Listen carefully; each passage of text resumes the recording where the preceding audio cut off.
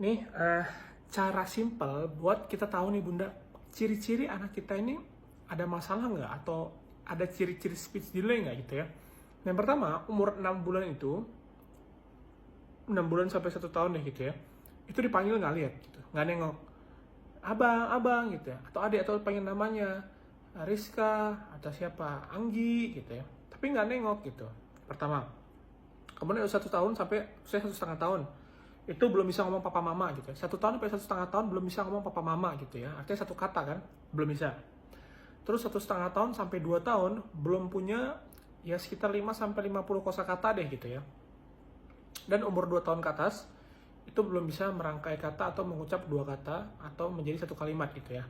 Nah, kalau di 4 part tadi, 4 part yang tadi itu tidak terpenuhi gitu ya, berarti ada masalah dengan anak Bunda. Ini sudah ada ciri-ciri nih.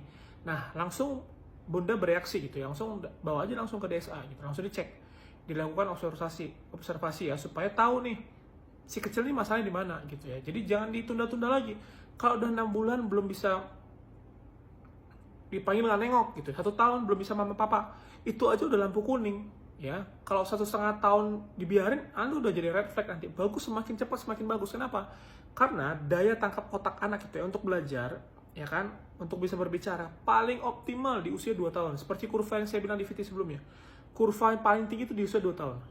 Setelah 2 tahun dia akan turun perlahan ke usia 3 tahun, 4 tahun, 5 tahun, makin lama makin susah untuk belajar bahasa lagi gitu. Nah, artinya apa? Artinya semakin cepat Bunda tahu, semakin cepat Bunda bisa bereaksi, langsung bawa ke DSA.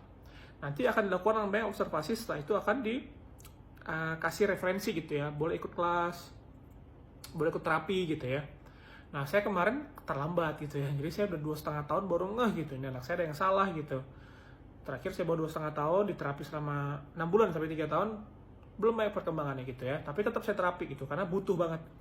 Kemudian setelah itu saya tambahin nih pakai fitofarmasi dari Cina.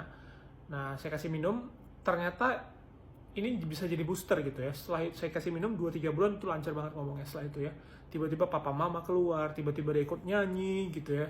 Tiba-tiba dia, ya pokoknya mulai signifikan sekali perkembangannya gitu ya.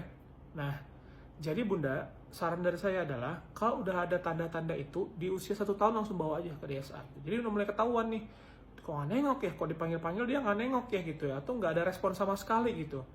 Ya kan kita nggak tahu, bisa jadi pendengarannya ada yang salah, bisa jadi memang sensoriknya yang salah, motoriknya yang salah gitu kan. Makanya langsung cek ke DSA supaya tahu hasil yang paling tepat tuh apa gitu ya Bunda ya. Jadi Bunda harus aware dari sekarang gitu ya. Jangan anaknya ada yang kurang, nggak apa-apa lah tuh, namanya masih 6 bulan, masih 1 tahun, terus gitu sampai 2 tahun, kayak saya sampai 2,5 tahun, wah udah terlambat. Saya bersyukur banget masih bisa sembuh gitu anak saya, masih bisa ngomong gitu ya, alhamdulillah lah gitu. Makanya jangan terlambat seperti saya Bunda gitu.